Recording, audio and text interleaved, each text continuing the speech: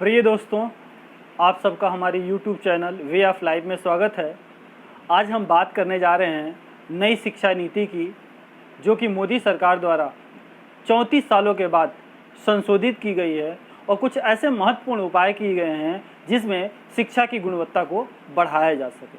जिसमें सबसे महत्वपूर्ण एक बात हमको जो लगी वो टीचर और विद्यार्थियों का जो रेशियो है वो 1:30 का है।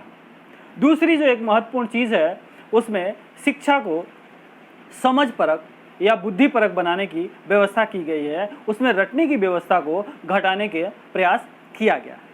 तीसरी एक बात यह है कि आज तक जो शिक्षा का मंत्रालय था उसका नाम था मानव संसाधन विकास मंत्रालय, लेकिन इस बार मोदी सरकार ने उसे बदलकर एजुकेशन मंत्रालय या एजुकेशन मिनिस्ट्री या शिक्षा मंत्रालय का नाम दिया।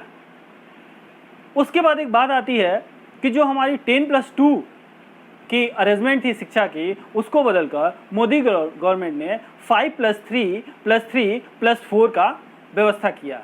अब ये 5+3+3+4 है क्या, इसको समझ लीजिए। जो ये 5 है, फर्स्ट 5 ईयर बच्चों के जो है प्राइमरी स्कूल का होगा, जिसमें 1 से 2 तक वो पढ़ाई करेगा।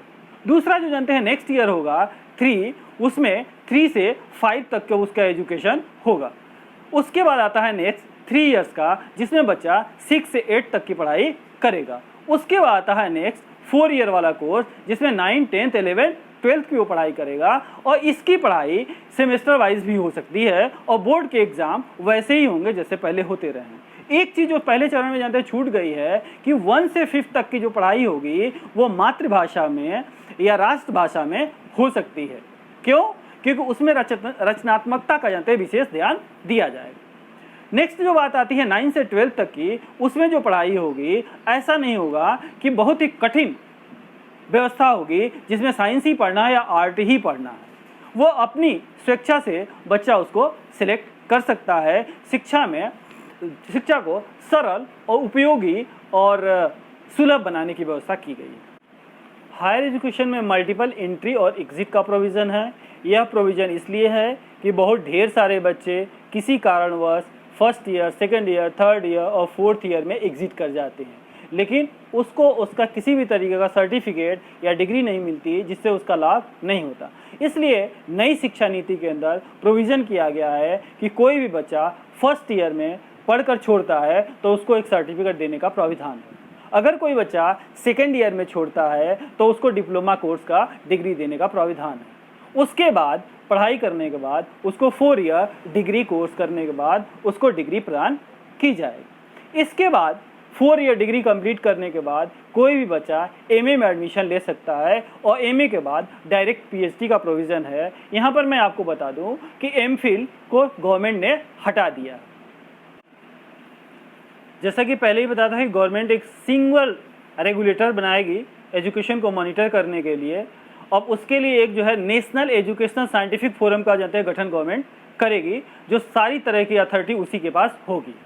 जैसा कि आपको पता है कि आज देश के अंदर 45,000 कॉलेजेस हैं।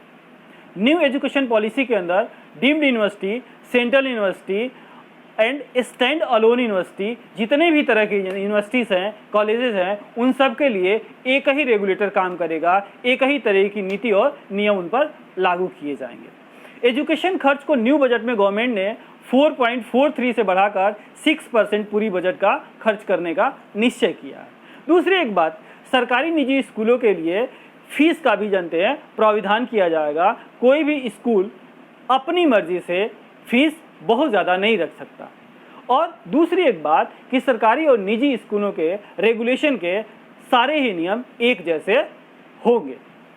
महत्वपूर्ण बात यह कि जितने भी प्राइवेट स्कूल हैं उनके स्कूल के नाम में पब्लिक वर्ड जुड़ा हुआ है, जिसको गवर्नमेंट ने हटाने का नियम बनाया है। कोई भी प्राइवेट स्कूल अपने स्कूल के नाम में पब्लिक शब्द नहीं जोड़ेगा। इसी के साथ साथ शिक्षकों के साथ अभिभावकों को भी शिक्षित करने का प्रयास किया जाएगा, अवेयर करने का प्रयास किया जाएगा। उसके बाद तकनीकी को बढ़ावा देने के लिए गवर्नमेंट ने मोबाइल, लैपटॉप, प्रेजेंटेशन इत्यादि तरीके के गैजेट को शिक्षा देने के लिए उपयोग में लाने का प्रावधान किया।